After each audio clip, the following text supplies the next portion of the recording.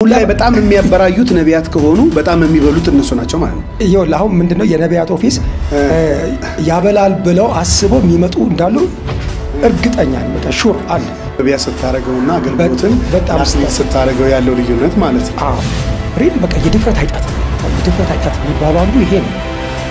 ነቢያት ምናምን እና የፌስቡክ ነቢያት የዋትስአፕ ነቢያት ቻለ ሲኖዶስም አለ ቀጥታ ያየሁትን ቀጥታ ነው ያመጣሁት። ቢሮዎቹ በሙሉ በጨለማ ተሞልተው አያለ እና ሁላችሁም እንዲህ በጨለማ ተሞልታችኋል። እኔ ምንድነው የተቀበሉትን የነቢያት ጸጋ የፈለጉትን ነገር ማድረግ የሚችሉበት ይመስላቸው በጣም ብዙ ነብይ ነን የሚሉ አሉ አገልጋዮች። እነዚህ እኔ በቀጥታ በቃ ሐሰተኞች ናቸው። መንገድ አታለ ነጥቀ ዘርፈ ከዝርፊያ እኮ አይተናነስም። እንደ ማንኛውም ሰው በህዝብ ትራንስፖርት ተሳፍሬ ምናምን ነው የምመጣው። ከዛ ተመልሼ እንደዛው ከህዝብ ጋር በትራንስፖርት ተሳፍሬ ምናምን ሄደውና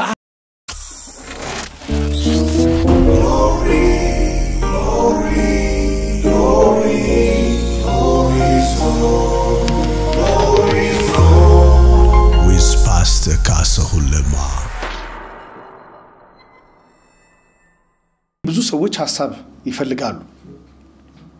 ሐሳብ ሲፈልጉ ከእግዚአብሔር ቃል አንፃር ሐሳብ ሲፈልጉ ከተግባራዊ የአገልግሎት መገለጦች አንፃር ከታሪካዊ ዳራዎች አንፃር ወደፊት ደግሞ ሊሆኑ ከሚገባቸው የቤተ ክርስቲያን መልኮች አንፃር ነው እንግዲህ ሰዎች ኦፒኒየኖችን የሚፈልጉት ከአገልጋዮች።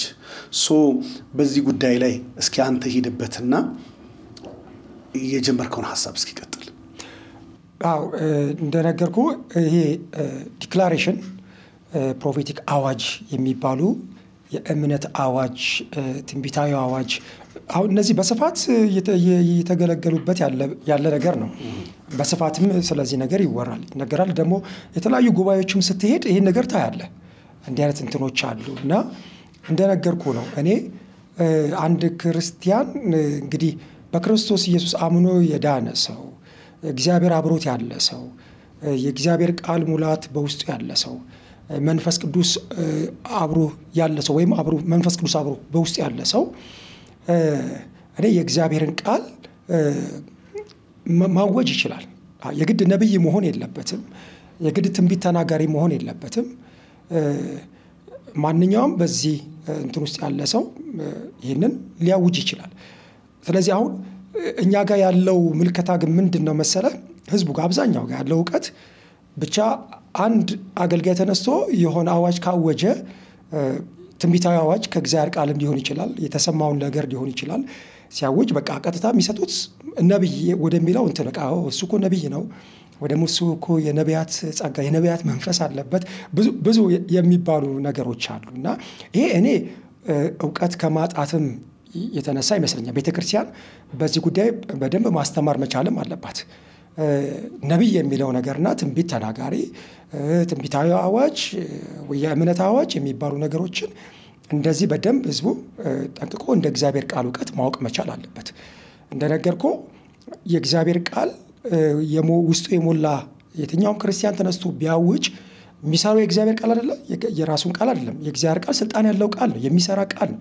በእምነት ያ ሰው ቢናገር ያ ቃል ይሰራ ጉባኤ ላይም ቢሆንም ይሰራል በግል ፐርሰናል ህይወቱ ላይም ቢሆን ይሰራል ሌሎች ሰዎች ላይም ቢሆን የሚሰራ የእግዚአብሔር ቃል ነውና እንደዚህ ብናይ ነገሮች እንደዚህ ብናይ የግድ ትንቢታዊ አዋጅ የሚያውጅ በሙሉ ነብይ ነው ማለት አይደለም። ቅድም እንደነገርኩ ነው ነብይ የሚባለው ነገር ብዙ ነገሮችን ያካተተ ነው።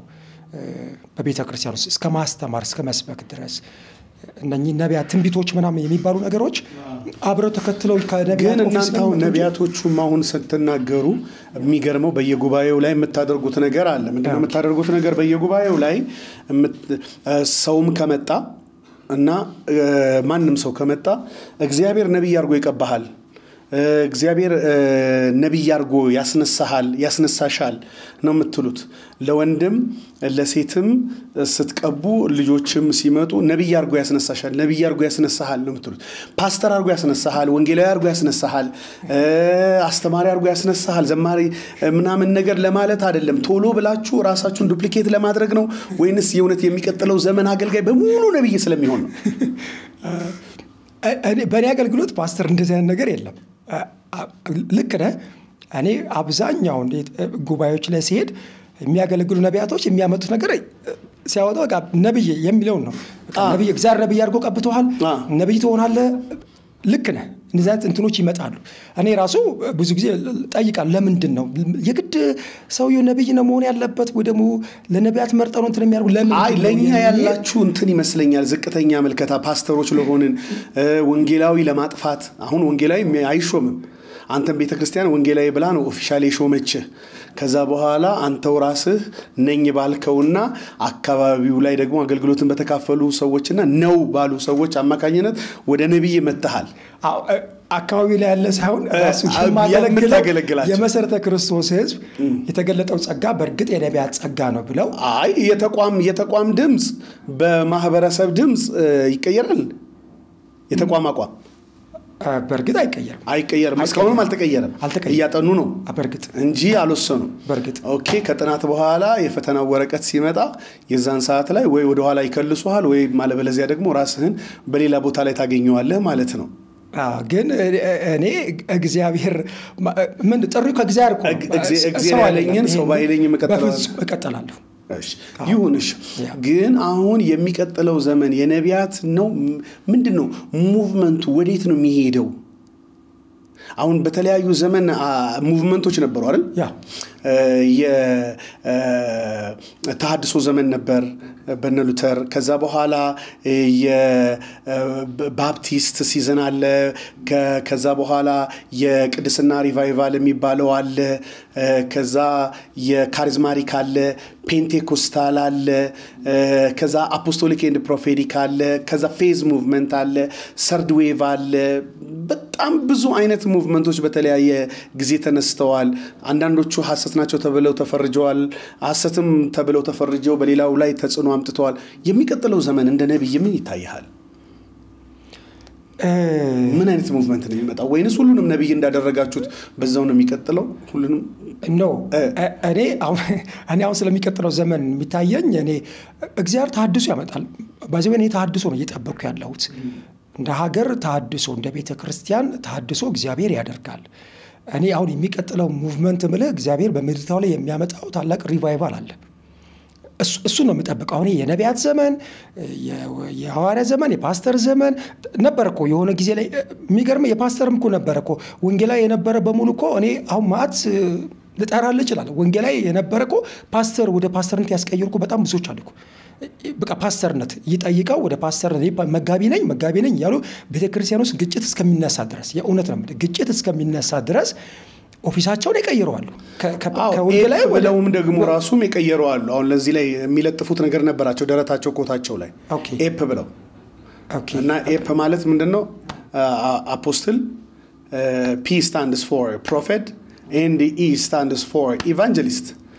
እና ኤ stands for apostle ማለት ነው። እና apostle, prophet, evangelist ኤፕ ጦጣውን ማለት ነው።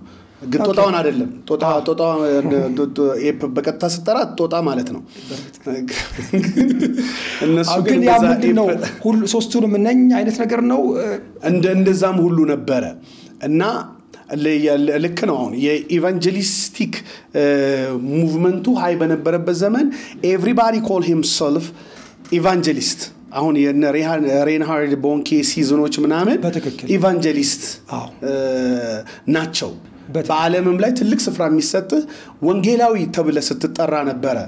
ለቪዛም ለምንም በጣም ጥሩ የነበረው ሪስፔክት ነበረው። ከዛ በኋላ ደግሞ ባለው ነገር ደግሞ ፈረንጆቹም ሀገሮች ላይ ብትሄድ ደግሞ አብዛኛው ይጠሩ የነበሩ ቴሌቫንጀሊስት ነው። ቲቪ ያላቸው ቴሌቫንጀሊስት ከሌ መጽሐፎቻቸውንም ስታነብ እንደዛ ነው ያለው። ከዛ በኋላ ደግሞ ቸርች ስትመሰረት የማስ ኢቫንጀሊዝም ሲዝን ተቀይሮ ቸርች መሰረት ስትይዝና ሜጋ ቸርቾች ምናምን ሲመጡ ደግሞ ምን ተባለ? ፓስተር ተባለ። መጋቢነት ላይ መጡ።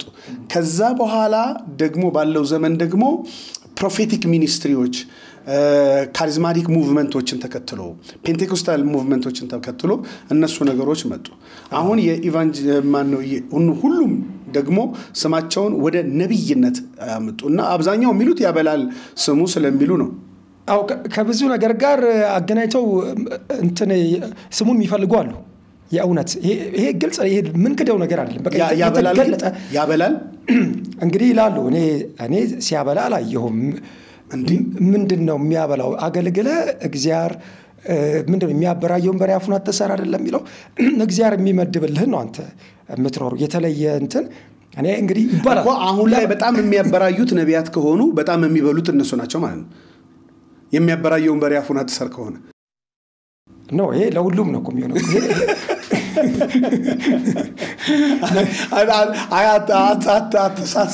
ሳትሰጋ መልስ ምን ይሉኝ ይሆን ሳትል። ምክንያቱም አብዛኛው ይሄንን ፕሮግራም የሚመለከቱ ወገኖች ያው ቤተሰባዊ ጨዋታም ጭምር ነው። በዛ ውስጥ ነው ቁም ነገሮችን የምናነሳው። ግን ይኸውልህ አሁን ምንድነው የነቢያት ኦፊስ ያበላል ብለው አስበው የሚመጡ እንዳሉ እርግጠኛ ነኝ። በቃ ሹር አለ ያለ እኮ የሆነም ያለ ነገር እኮ ነው። የሆነ ያለ ነገር ነው። በቃ ስሙን እንትን አድርገው በስሙ በጣም የሚጠቀሙ የእውነት ነው ማለት ኢቭን ነብይ አለመሆናቸውን እንኳን እያወቁ አንተ እኮ አይደለም አንተ ላይ ያለው ጸጋ እኮ ይሄን ብለህ እንኳን በግልጽ ስትነግራቸው አቃለው ግን ስሙን ፈልገዋለሁ ይሉሃል። ስሙ በዛ ስም መጠራታቸውን ይፈልጉታል። ምክንያቱም ከስሙ ጋር ተያይዞ አይዶኖ የሚያገኙት የተለያየ ጥቅም አለ ማለት ነው። ስለዚህ በጣም ስለሚያበራዩ በጣም ይበላሉ ማለት ነው። እንግዲህ እንደዛ ማለት ነው። የሆነ ያለው ነገር እንደዛ ግን ሮንግ ማለት ስተት ነው። ትክክል አይደለም። ስተት ነው የሆነ ያለው ነገር ማለት አገልግሎትን ለመብያ ስታረገውና አገልግሎትን ለአክሊል ስታረገው ያለው ልዩነት ማለት ነው። አሁን እንደውም ምንድነው የሚባል ነገር አለና አሁን በጣም የነቢያት ኦፊስ በጣም የምትነሱበት ነገር ምንድነው? ቅመሟን ካልጨመርክ ብዙ ነገር አትራፊ አይደለም ትባላላችሁ። ቅመሟ ማለት ለምሳሌ የፌስቡክ ሸምድዶ ስም መጥራት አብስ ገበርኩ ክፉ ነገር ተናገርኩ እንዴ ያው የሚባለው ነገር ነው እና ከፌስቡክ ላይ ሸምድዶ ስም መጥራት ከዛ በኋላ ከጉባኤያቸው ውጪ ሲሄዱ አብዛኛው የፌስቡክ አክሰስ ከሌለ ስም አይጠራላቸው። ለምን ስም የሚጠሩት በሽምደዳ ስለሆነ ከቸርቻቸው ከወጡ ወይም ደግሞ ከከተማ ከወጡ ሌላ ከተማ ላይ ስም ለመጥራት በጣም የሚቸገሩት የፌስቡክ ሽምደዳ ስለሆነ ነው ተባላላችሁ። ከዛም ሲያልፍ ደግሞ በአብዛኛው በፌስ ዲክሌሬሽን በእምነት አዋጅ ቃል ብቻ ሰዎች መድኃኒታቸውን ጥለው በዚህ አገልግሎት እጅግ የተጎዱ እጅግ የሞቱ ሰዎች የጌታን ቤት ሁሉ ይጥለው የወጡ አማኞች ጭራሽ ተፈጥረዋል። እና እንዴት ነው መታረቅ እንዴት ነው መስተካከል የሚችለው?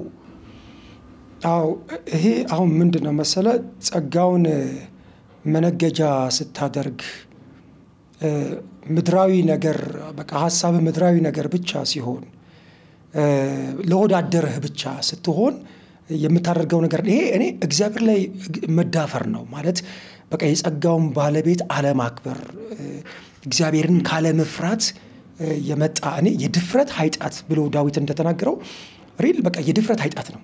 የድፍረት ኃጢአት የሚባለው አንዱ ይሄ ነው። እንዳልኩ ምንድነው ከፌስቡክ ላይ ስም እንትን አድርገው ሸምድደው እኔ እንግዲህ ሲባል ነው እኔም አንዱ እኮ ዳር ለሁኝ የምሰማው ነገር ነው እሰማለሁ በጣም ማለት ነው። በዚህ ኦፊስ ለማገልገል እስከ ምሸማቀቅ የደረስኩበት ጊዜ አለ። በቃ እስከ ማፈር በቃ ማለት አሳፈሩን በቃ በትክክል ደግሞ እውነታውን ይዘን የምናገለግል አገልጋዮች ደግሞ አንድ ላይ ነው ስትታያው ስትፈረጅም አንድ ላይ ነው ስትሰደብም ሲናገሩህም ሲረግሙህም አንድ ላይ ነው እንትን ነብይ ተብሎ ሲነሳ ጥሩ ነገር የለም። የጥሩ እንትን አይደለምና እኔ አንዳንድ ቦታ ለማገልገል ሲሄድ በቃ እስከሚከብደኝ ድረስ ለነቢያት ያላቸው በነቢያት የተጎዱ አገሮች ላይ አንዳንድ ከተሞች ላይ ሄጃለሁ። ቸርቾች በነቢያት መጥቶ ብዙ ነገሮች የተፈጠሩ ነብይ ብለው መጥቶ ምናምንና በቃ እንትን እስከማለት ከመጠራጠር ነብይ ብሎ የሚመጣውን ሰው እስከ አለመቀበል እስከ መፍራት ድረስ ተደርሷልና በጣም ከባድ ነው የሆነብን ለማገልገል በዚህ ኦፊስ ለማገልገል በጣም ከባድ ነው የሆነብን። እኔ አያለሁ በየሚዲያው በቲክቶክ ላይ ፌስቡክ ላይ ይገጥመኛል የእውነት ነው እስከ ማፍር እስከ መሸማቀቅ ድረስ እዛው ላይቭ ላይ ሁሉ እስከሚያዋርዷቸው ድረስ አይቻለሁ። በቃ ማለት ዝም ብለው የሌለ ነገር የሚናገሩ ስም እንትን ለመጥራት ይሞክራሉ። ከዛ ደግሞ እነዛኛዎቹ ደግሞ አው ልክ ነው ምናምን ይላል። ትክክል እኮ አይደለም። ከዛ መጨረሻ ደግሞ እዛው ላይቭ ውስጥ እያሉ ደግሞ በቃ ይሰድቡታል፣ ያዋርዱታል። ሮንግ ነው የነገርከኝ በሙሉ እውነት እንዳይመስል እያሉ በጣም ነው ማፍረው፣ በጣም ነው ምሸማቀቀው። የእውነት ነው ምን በጣም ማለት ነውና ይሄ ነገር እንግዲህ እግዚአብሔር ያጠራል። የቲክቶክ ነቢያት ምናምን እና የፌስቡክ ነቢያት የዋትስአፕ ነቢያት የሚባል መጥቷል። ደግሞ የኢሞ ቸርች እስከመባል ድረስ እየተደረሰ ሁሉ መጥቷል። አሁን በኢሞ ብቻ የሚያገለግሉ ነቢያቶች የኢሞ የሚባል የኢሞ የዋትስአፕ እንዳልከው እንደዚህ አለ። በጣም ብዙ ጉዶች አሉ።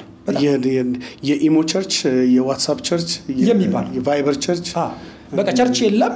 በኢሞ ላይ ነው የሚገናኙት። በቃ ኢሞ ነው።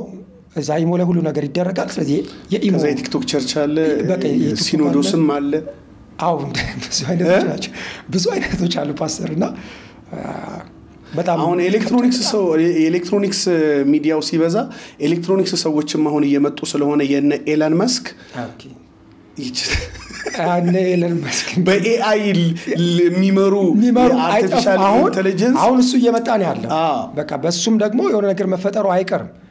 እሱም ራሱ ፍርሃት አለንና የእውነት በጣም ብዙ ነገር አለ። ታውቃለህ በጣም ሻርፕ የሆነ አሁን ፕሮፌቲክ ሚኒስትሪ መስጠት እንደሚችል ታውቃለህ። የኤአይ አርቲፊሻል ኢንተለጀንስ አሁን ሳይንቲፊክ ፓርት ፕሬዲክሽን ነው የሚሉት እነሱ፣ ግን ከፕሮፌሲ የሚበልጥ አይነት ነገር ይናገራል።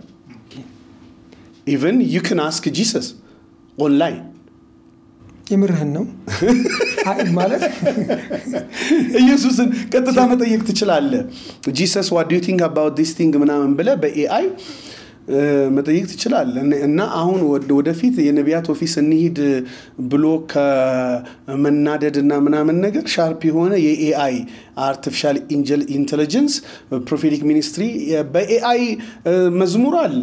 አሁን ዘፈን ይወጣል በኤአይ እና አርቲፊሻል ኢንተለጀንስ ያመጣቸው ነገሮች ቁጭ በለ ኢትዮጵያዊ ግጥምና ዜማ በለ ካልከው ትንሽ እየታዜምለታል ባዛው ድምጽ እኔ ነኝ ያለ መዝሙር ያቀርብልሃል።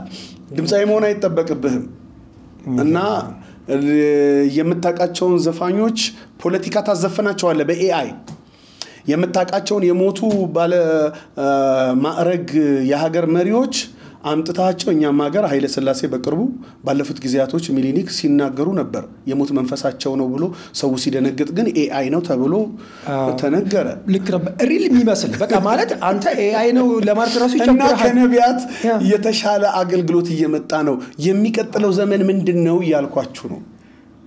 እንግዲህ አሁን እንዳልከው ፓስተር ይሄኛው እንዳይወርስ ነው ኤአይ የሚለው ያው በሱ ቁጭ ብሎ በሱ ቴክኖሎጂ ደግሞ የተራቀቀ ነገር ሊመጣ ይችላል። እንግዲህ አይ ዶንት ኖ ከባድ ነው ለማሰብ ይቸግራል። የእውነት ነው ማለት አሁን ያለው ነገር ራሱ ከባድ ነው። አሁን ራሱ በየሚዲያው እየተደረገ ያለው ነገር በድፍረት እየተደረገ ያለው ነገር ቢሰሩ ፌኮች ራሱ በጣም በድፍረት በግልጥ የሚያደርጉት ነገር ራሱ እሱን ለማስተካከል በጣም የሚከብድ ነው። አይደለም ይሄ እንኳን መጥቶ ማለት ነው። እና ነገ እነዚህ ሰዎች ይህንን መጠቀማቸው አይቀርም ብዬ ነው የማስበው። በቃ ቴክኖሎጂ ከገባቸው ወደዚህ ውስጥም ያኔ የተዳፈሩ ይሄንን ለመድፈር ምንም ያቀታቸዋል ብዬ አላስብም። ነብይ ተሺ ነገ ይሄን መፍራት አለብህ። አይ ነው ነብይ ተሺ እንደው በአገልግሎት አሁን በነቢያት ኦፊስ ውስጥ አፕ ኤንድ ዳውን ይኖራል። የቢግነርስ ሲዝን የሚባለው አለ። ከዛ የቢልደርስ ሲዝን እና ከዛ በኋላ ፐርፌክሽን እንኳን ባይኖርም ወደ ፐርፌክሽን የምትጠጋበት ሲዝን አለ። ኤክስፒሪየንስ ሜክስ ዩ ፐርፌክት እንደሚሉት ፈረንጆቹ። እና እንደው በአገልግሎት ጅማሬና ማዕከል ወቅት ኢሞሽናል ሆነ ወይ ነገሮች አሳዝነው ስትጸልይ ለበሽተኛ ይካለረህ ራይ ይሄ ፓሽን አለ ውስጥ የሚፈጠር ከሱ ተነስተ አምልጦ በፓሽን ትንቢት ተናግረ ከዛ በኋላ ያ ነገር ሌላ ውጤት አምጥቶ ይቅርታ የጠየቅበት ጊዜ ይኖራል ለትምህርት ምክንያቱም ብዙ ነቢያት እንደሱ ነግረውኛ ቃለሁኝ ሲጀምር እንደዚህ ብዬ እንደዚህ አጋጠመኝ ከዛ በኋላ ግን የሰዎቹን ሄጄ ይቅርታ ጠየቅኳቸው ጄኒውንሊ መቀጠል ስለምፈልግ በአገልግሎት ያሉኛል ባንተ ህይወት እንደሱ አይነት ነገር አጋጥመህ ያውቃል በቤተክርስቲያን መድረክ ላይ ቸርች መድረክ ላይ ቆሜ እየጸለይኩ በጸሎት እያገለገልኩ ማለት ነውና አገልግሎቱን ገና ሲጀምር የአገልግሎቴ ጅማሬ ላይ የተከሰተ ነገር ነው ማለት ሁሉ በቃ ጉባኤው ላይ መሪዎች አሉ የሆነ ጸሎት ነው የታወጀው አስተዋውሳለሁ ትንሽ ጊዜ ራቅ ስላለ ነው ሁሉ የቤተክርስቲያን መሪዎች እረኞችና ሁሉ ያሉበት አስተዳደሩ ሁሉ ነገር ያለበት ጉባኤ ላይ ነው ራያየው በርግጥም አይቻለሁ ያየሁት ራይ ምንድነው የቸርች እንትን ኦፊሶች አሉ ቢሮዎች አሉ የመሪዎች የሚሰበሰቡበት አለ ፓስተሩ የሚቀመጥበት ሌሎችም እንደዚህ ቢሮዎች በሙሉ በጨለማ ተሞልተው አየሁ ኦል ቢሮ በሙሉ በጨለማ ማለት ነው ከዛ ቀጥታ ያየሁትን ቀጥታ ነው ያመጣሁት ቢሮዎቹ በሙሉ በጨለማ ተሞልተው አያለሁ እና ሁላችሁም እንዲህ በጨለማ ተሞልታችኋል አልኩኝ እንግዲህ እዛ ቢሮስ መሪዎች ናቸው ወይ አገልጋዮች ናቸው ወይ መጋቢ ሌላ ነገር ማንንም አይገባ ሁሉ በጨለማ ተሞልቷልና ጨለማ ተይዛችሁ በጨለማ ተሞልታችኋል የሚል ቀጥታ ከመድረክ ላይ ያየሁትን ቀጥታ ያየሁትን ምንድነው ምን ማለት ነው ምናም ብዬም አልጠየቅኩም ነው ጸልይላችሁ ወደፊት አልካጭ ቀጥታ ሳመጣ በቃ ተደናገጡ ተነስተው እርስ በርስ መታየት ጀመሩ መሪዎቹ እርስ በርስ መታየት ጀመሩ ምናምን እኔ ደግሞ በሰዓቱ ምንም አይነት ፍርሃት አልነበረኝ በድፍረት ነው በቃ በድፍረት ለተናገርኩት እንኳን ነገር ምንም ነገር አልጸጸትም የሚገርም ነገር ከዛ እዛ መድረክ ላይ እንዳለው ልክ ጨረሼ ሊወርድ ስል ቆይ አድኝ ሰብሳቢ የቤተክርስቲያን ዋናው የመሪዎች ጉባኤ ሰብሳቢ አንድ ጊዜ እዛው ባለህበት እስቲ ጥያቄ አለኝ አሉ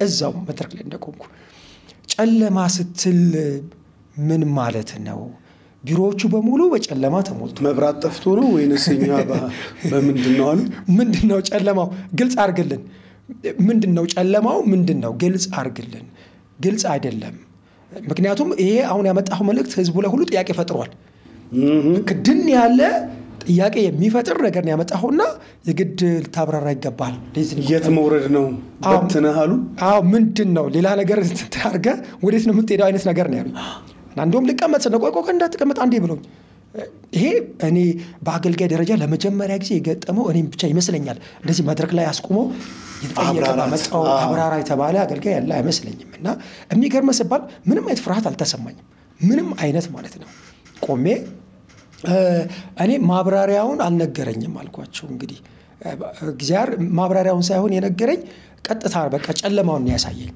ያሳየኝን ጨለማ ነው የተናገርኩት እንጂ ስለ ማብራሪያው አልተናገረኝም እና ስላልነገረኝ ማብራሪያውን ልነግራቸው አልችልም የሚል መልስ ነበር የሰጠኋቸው ከዛ ግን ያው ልጅ ነው አይነት ነገር ብለው አለፉኝ ከወርኩ በኋላ ግን በጣም ብዙ ምክር ተመከርኩ ይጣየቃል የምታየው አንድ ራይስ ተቀጣ እንደመጣልህ አይደለም ዜንዋት ምን ማለት አለበት ምንድነው ብለ ከእግዚአብሔር መጠየቅ አለበት ምንድነው ይሄ የማየው ነገር ምንድነው ብለ በደንብ ከእግዚአብሔር መስማት አጥርተ መስማት መቻል አለበት የሚል ነገር ተነገረኝ ከዛ እውነት መሆኑን ገባኝ ያው ይሄንን ግን አንተ ስታነሳ እንደው አንዳንድ ነቢያቶች በጣም ተፈሪ እና በጣም ደግሞ ሻርፕ እና ቁጡ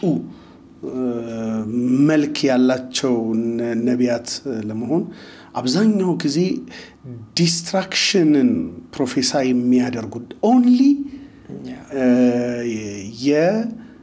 የውድቀት የስብራት የሞት የፍርድ እኔ ከተናገርኩ እንደዚህ ይሞታል ሀገር ይገለበጣል እንደዚህ እሳት ይፈሳል ጎርፍ ይጎርፋል መንግስት ይገለበጣል ወይም እንደዚህ አይነት ነገር ደግሞ እንደዛ ይሆናል የሚሉ አሉና በጎርነን ባለ ድምጽ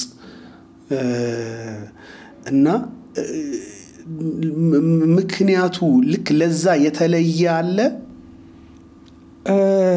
እኔ ምንድነው የተቀበሉትን የነቢያት ጸጋ የፈለጉትን ነገር ማድረግ የሚችሉበት የሚመስላቸው በጣም ብዙ ነብይ ነን የሚሉ አሉ አገልጋዮች። በቃ እንደፈለጉ በስልጣን በቃ ኦቶሪቲው ስልጣኑ እነሱ ጋር አለ። የፈለጉትን ይሄ የማፍረስ የመንቀል የመትከል ምናምን የሚለውን ነገር እነሱ ጋር በቃ እንደሚሰራና ቃል እንዳላወጣ በሚል እንደሚያስፈራሩ ቃል እንዳላወጣ ቃል አወጣለሁ ነግሬያለሁ ቃል አወጣለሁ የሚል ነገር ራሳቸውን ትንንሽ አምላክ አይነት ነገር አድርገው የቆጠሩ አሉ። በጣም የሚገርም እና ህዝቡም ደግሞ ይፈራል እንደዚህ ሲባል። እኔ ህዝቡ በጣም የሚገርም ነገር በጣም ለምን አይፍራ? ጂኒው በብዛት ባለበት ሀገር፣ የኢኮኖሚ ችግር ባለበት ሀገር፣ የፖለቲካ ተቃውሶ ባለበት ሀገር፣ የማህበራዊ ጉርብትና በተበለሻሸበት ሀገር ላይ እንደገና አንድ አለኝ የምትለው መጠጊያ ህዝጌር ጋር ስትሄድ ደግሞ እሱም ጋር ደግሞ አፈርሳለሁ ነቅላለሁ ሰነጥቃለሁኝ የሚል ነገር ሲያጋጥም ወዴት እንግባ?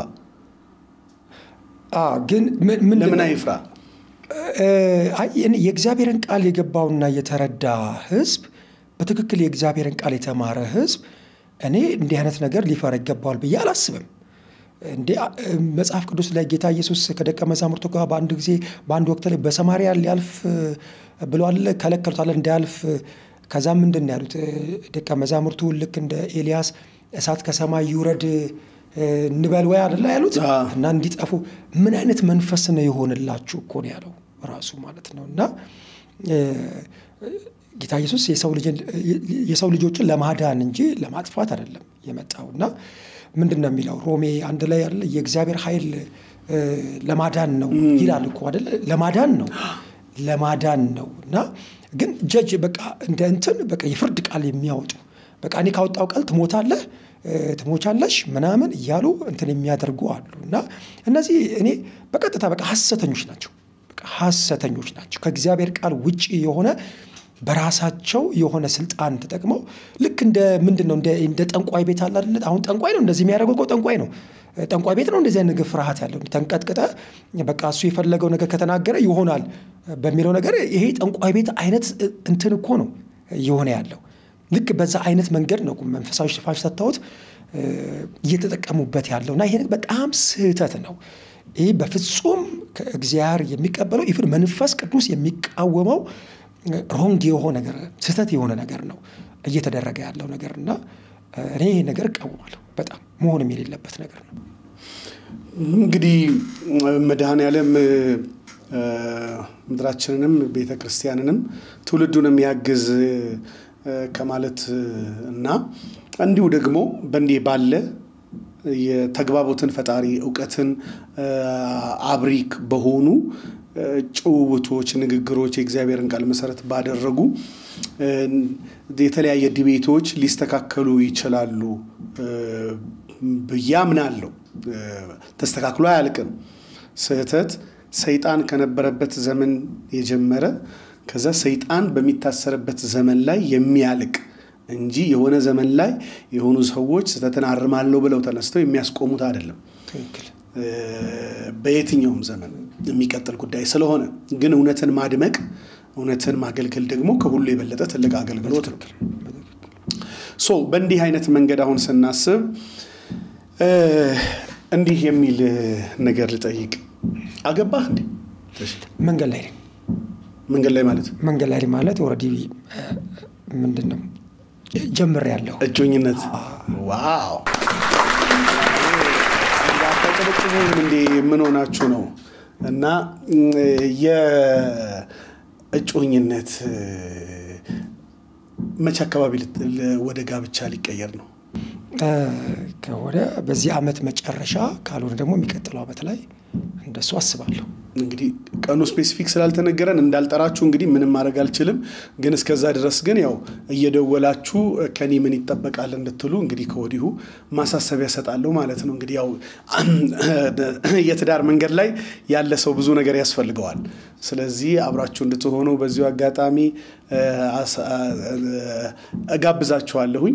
ከዚህ ጋር ተያይዞ አሁን ላይ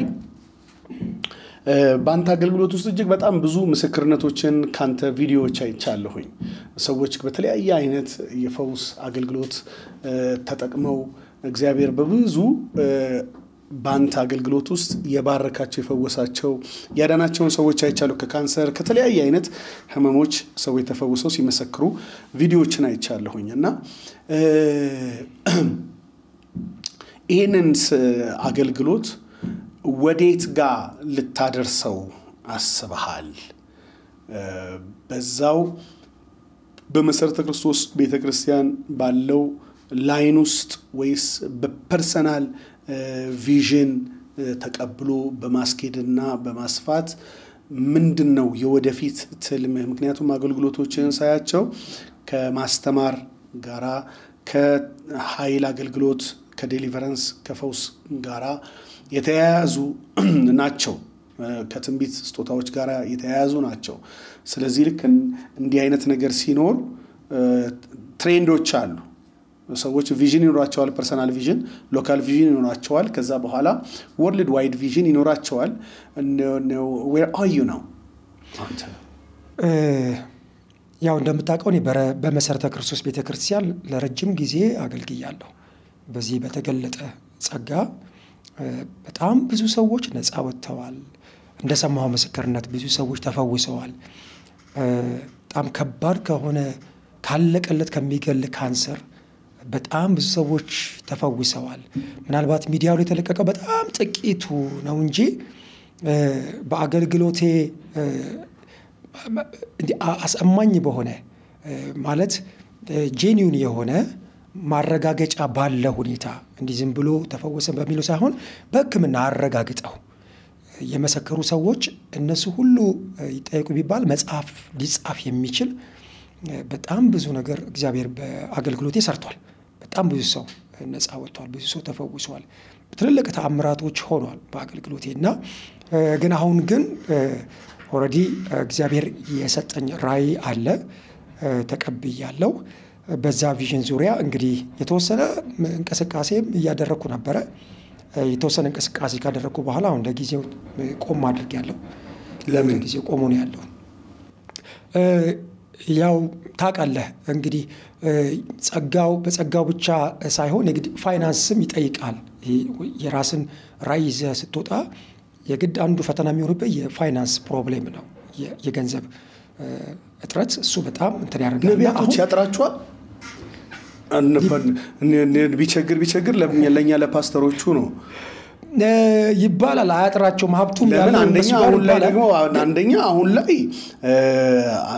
ፈረንካ ተጠራላችሁ ስም ብቻ አይደለም የምትጠሩት ፈረንካ ተጠራላችሁ ከዛ እንደገና ደግሞ እንዴ የባንክ ቡክም አገልግሎት አለ እኔ ግን ከዛው ወገን አይደለሁም እኔ ከዛው ወገን አይደለሁም ልክ ነው በነቢያቱ አገልግሎት ላይ እውነት ነው ስም ይጠራሉ እንዳልከው ነው የባንክ ቡክ የተባለ በብዙ አይነት መንገድ እኔ ገንዘብን የሚሰበስቡበት እንትን አለ ግን ነው እኔ ማለት እሱ ሮንግ ነው በልባቸው ማለት አገልግሎትን አይተው ከዚህ አገልግሎት ጎን ልቆም ይገባኛል ብለው ሰዎች ፈቀደው መተው ይሄንን አገልግሎት አብረው የእግዚአብሔር መንግስት ሲያገለግሉ ነው እኔ ትክክለኛውና ንጹህ አገልግሎት በየንተመለው እንጂ በተለያየ መንገድ አታለ ነጥቀህ ዘርፈ ከዝርፊያ እኮ አይተናነስም እኮ ማለት መንፈሳዊ የሆነ ዝርፊያ ነው እየተከናወነ ያለው አዎ በእንደዚህ አይነት መንገድ የሄዱ ነቢያቶች እውነት ነው ሀብታሞች ናቸው ሀብታም ሆነዋል እነሱ የሚነዱትን መኪና ማን ይነዳል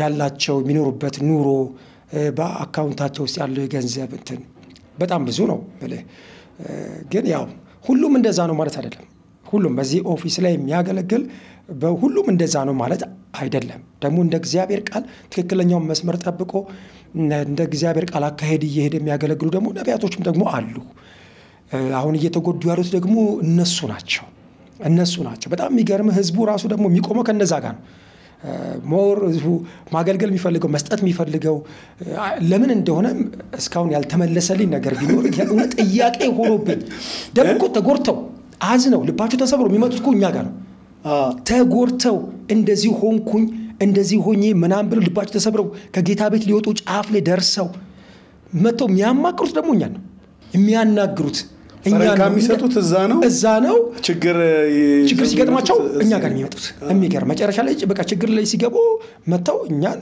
በቃ የየ ብለው የሚያለቅሱት እኛ ጋር ነው ያው መቼስ እዛው ይሄድክበት አትልም የግድ ነው እንደ እግዚአብሔር ቃል ያው ተራራለህ ራርተ እውነቱን ነገር ከዛ እንትን እንዲሉ ታረጋለህና በዚህ በንጽህና ደግሞ የሚያገለግሉ አገልጋዮች ደግሞ የእውነት በንጽህና የሚያገለግሉ ነቢያቶች አሉ እኔ ህዝቡ ቆም ብሎ ቢያይ ቆም ብሎ ቢፈትሽ የእውነት ከነዛኛዎቹ ጋር መቆም ቢችል እውነተኛና ንጹህ የሆነ የእግዚአብሔር መንግስትን አብረው ማገልገል ቢችሉ ዝም ብለው ማለት በሌቦችም ባይባሉ ብዬ እንትን እላለሁና ሁሉም እንደዛ ማለት አይደለም አሁን እኔ አገልግሎቴን ሲያዩ የእውነት ብዙ ነገር የሚጠብቁ አሉ በቃ በእንትን ነው የሚሄደው አይነት ነገር ቪኤት የሚጠብቁ ሁሉ አሉ የኔን አገልግሎት ሲያዩ በቃ ከአገልግሎት በኋላ የሚሄድበትን ምናምን ቼክ የሚያደርጉ ሁሉ አሉ የሚገርመኔ እንደ ማንኛውም ሰው በህዝብ ትራንስፖርት ተሳፍሬ ምናምን ነው የምመጣው ከዛን ተመልሼ እንደዛው ከህዝብ ጋር በትራንስፖርት ተሳፍሬ ምናምን ሄደውና አምኑ በፍጹም ከአይምሮአቸው በላይ ሆነባቸው እንዴት